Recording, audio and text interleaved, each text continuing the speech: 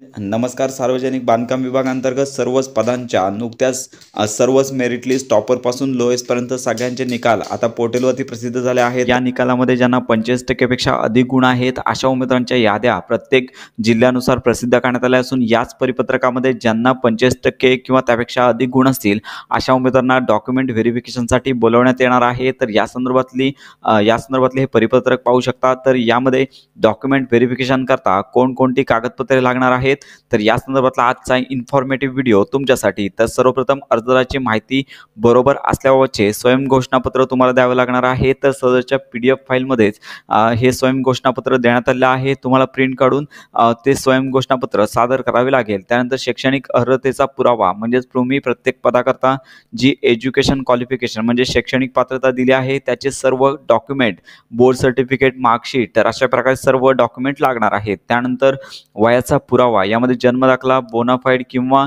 येथे 12वीचं जे 10वी-12वीचं किंवा बोर्ड सर्टिफिकेट असेल ते देखील चालणार आहे. त्यानंतर पुढे जन्माचा पुरावा म्हणजे जन्मतारखेची नोंद असलेले प्रमाणपत्र तुम्हाला येथे सादर करावे लागणार आहे. त्याचबरोबर ज्या उमेदवारांनी आर्थिकदृष्ट्या दुर्बल घटकामध्ये EWS अंतर्गत फॉर्म भरला असेल त्यांना सदरचे प्रमाणपत्र चालू वर्षाचे दाखवावे लागणार आहे.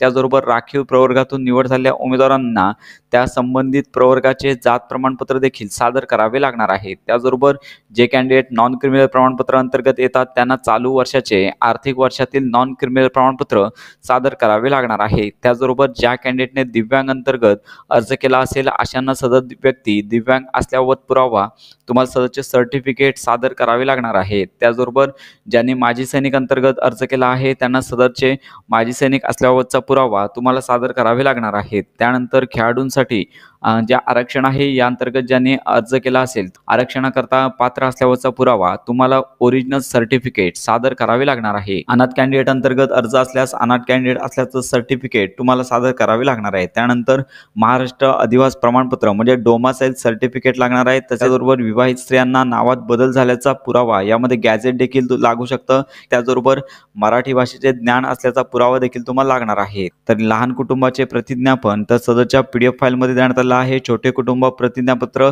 तर याची प्रिंट काढून तुम्हाला सहज अर्ज भरायचा आहे. त्यानंतर पुढे पाहू शकता की पदवीधर किंवा पदवीधरकारक अंशकालीन उमेदवार असतील तर तसे प्रमाणपत्र सादर करावे लागणार आहे.